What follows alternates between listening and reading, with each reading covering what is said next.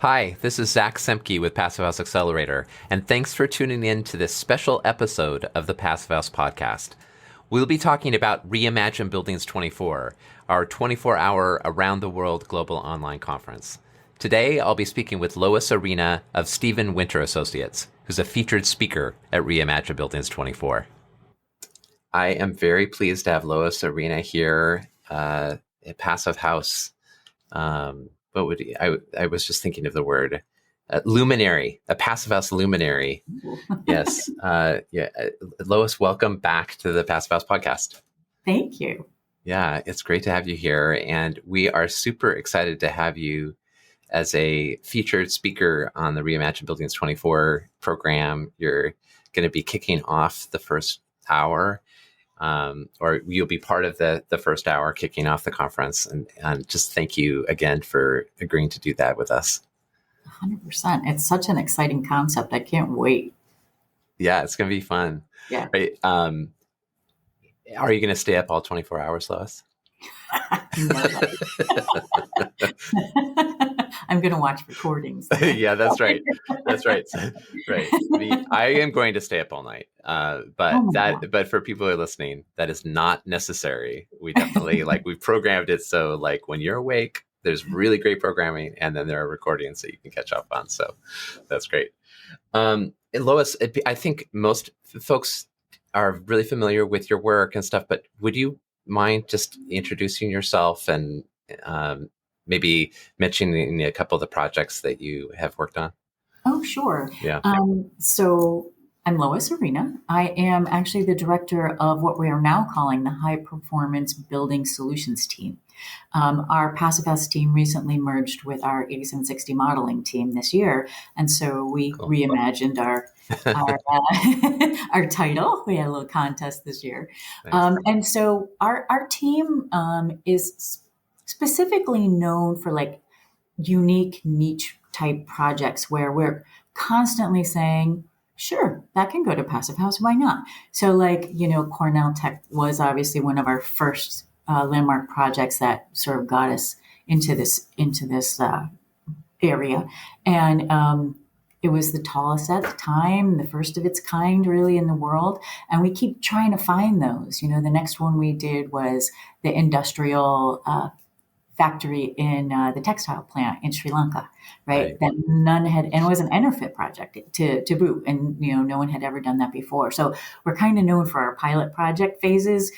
We've got Winthrop Square in Boston. That's one of the biggest Passive House core and shell office spaces in the world, first of its kind. So you get the idea. We just sure, let's do something new. Yeah. Right.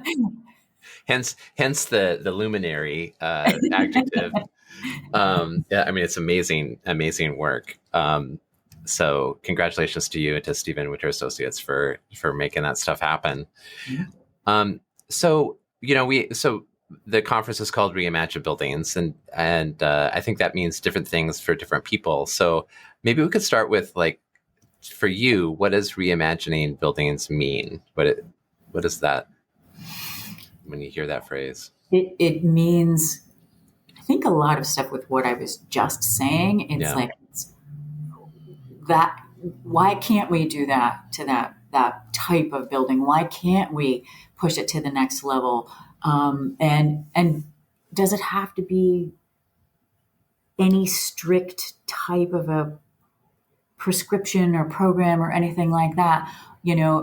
It's to be really cliche, I'm sorry, but thinking outside the box, thinking outside the typical building program. And so to me, I think that's what's really fun about this whole concept. I can't wait, honestly, to see what types of buildings we get from around the world. I'm really excited about this. We saw, where did we see it? We saw one that was biomimicry. I was watching a presentation on biomimicry, and there was one architect in a very, very hot climate that mimicked the airflow of a termite mound. Oh, wow. Yeah. And that's what he thought about because they don't have cooling. So that's what he thought about when he built this building. And I'm like, I can't wait to see more stuff like that. That's so cool. Yeah, no, absolutely. Absolutely. And how about the why, like, why do you think we need or we should reimagine buildings, or why do you reimagine buildings?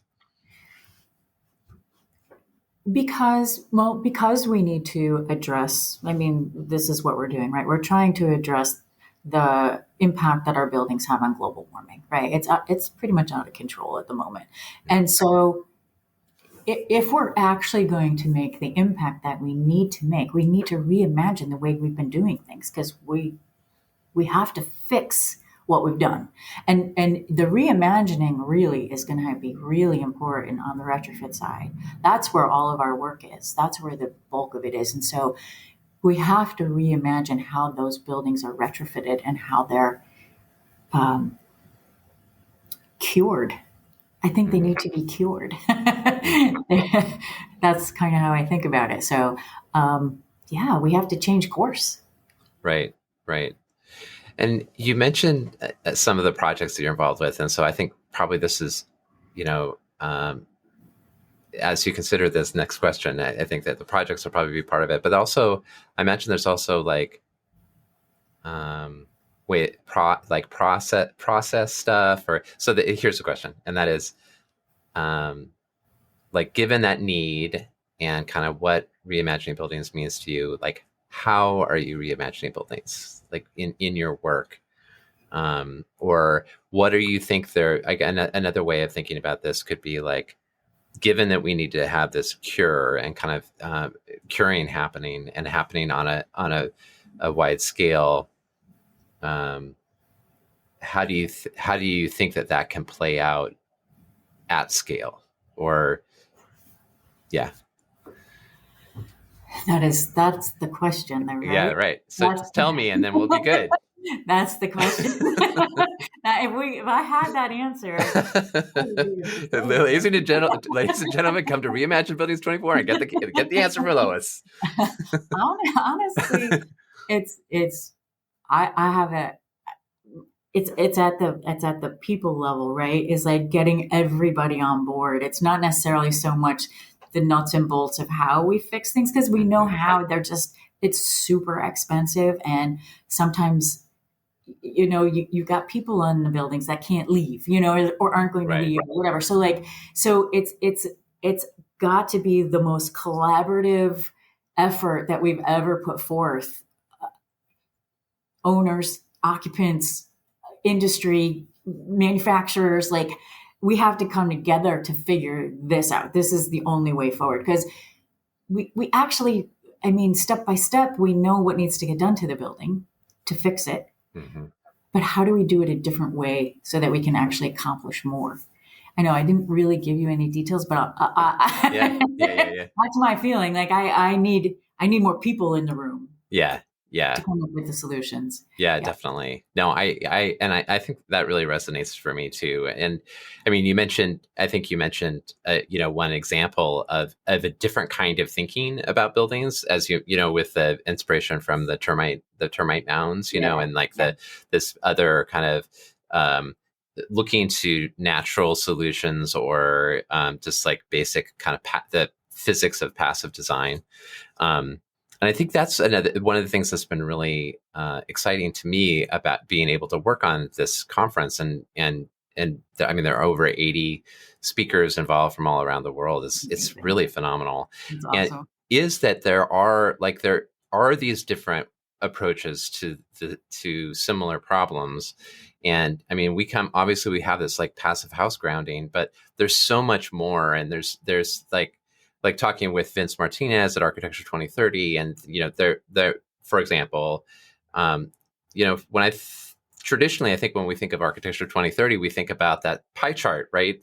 That where we see the 40% of emissions is from buildings and stuff, and traditionally there's been this like the operational carbon focus, and then also this understanding of embodied carbon, but for example, Architecture 2030 is moving now into like what are local solutions for decarbonizing infrastructure, and including buildings, and how, like, what signals and wisdom can we draw from vernacular architecture, and it also just like sometimes there are places where passive house is a really great answer. There are places that it may not be the perfect answer, right?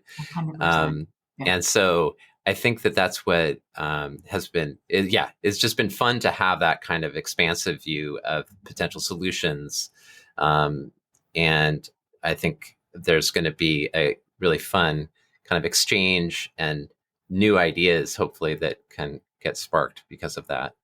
Yeah, I think so. Zach, I think events like this are so important because we're in such a bubble. Like I talk about my projects all like everybody lives in the Northeast, right? Like Right, that's how right. I talk about them. And I catch myself a lot, but we need this sort of like expand your mind. Like we got all these other things we got to solve too. Yeah. Yeah, yeah.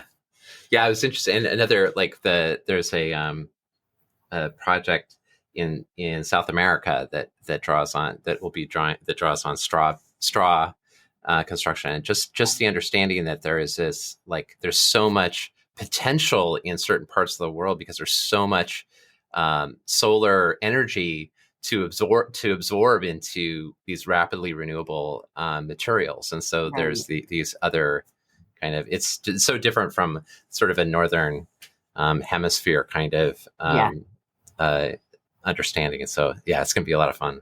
Yeah. And you really encouraged us also when we were, like, in the early days when we were dreaming up this concept we came to you and we're like, what would you want to see at something like this? And you really encouraged us to be thinking beyond kind of our envelope, so to speak. Nice. Yeah. Nice. So can you, without revealing too much, because I think we should be a little coy about this, so that we tease people into coming to see the presentation live. But could you do a little teaser about what you have to share? Yes, I'm going to lay all my dirty laundry on the floor about how I got to where I am. That is a good tease. And how many times I messed stuff up. That's what I was going to say. And so I really just want, the overall goal was this: to don't be afraid.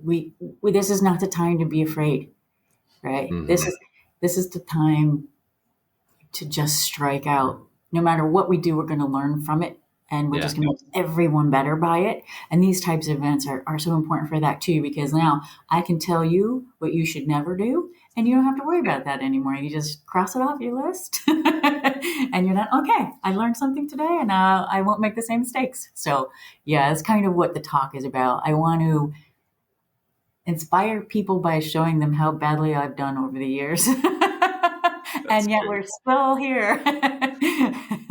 No, that's perfect. I mean, when we talk about, like, in general, like, the work that we try to do at the accelerator is to share lessons learned and pitfalls to avoid, right?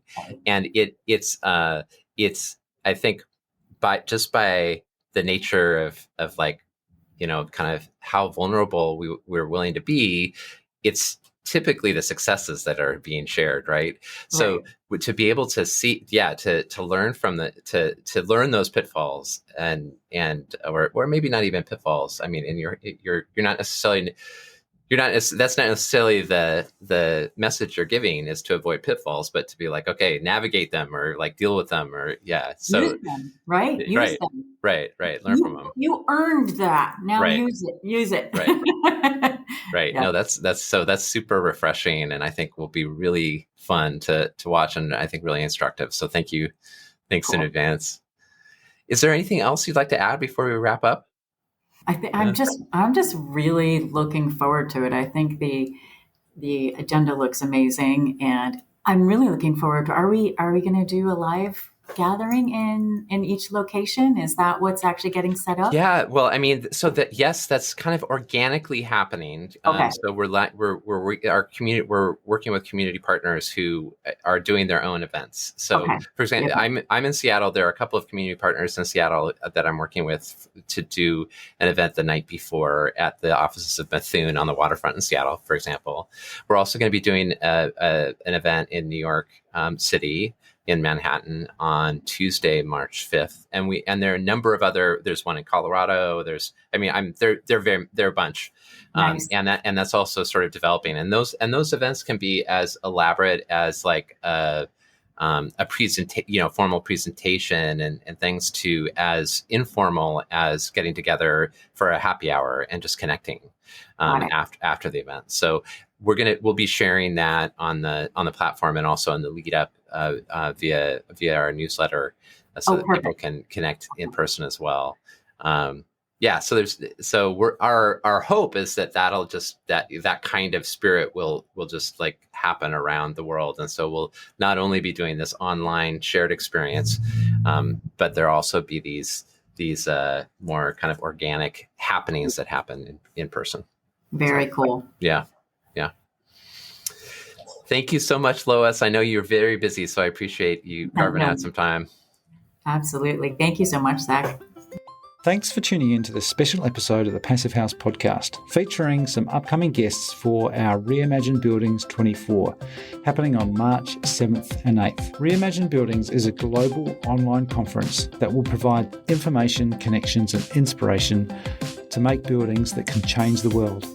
Over the course of 24 hours, we'll circumnavigate the globe, unveiling a new innovative building project every hour, complete with actionable solutions and lessons from around the world. Also earn AIA credits. RB24 live program sessions will be submitted for AIA CEs in partnership with AIA New York State.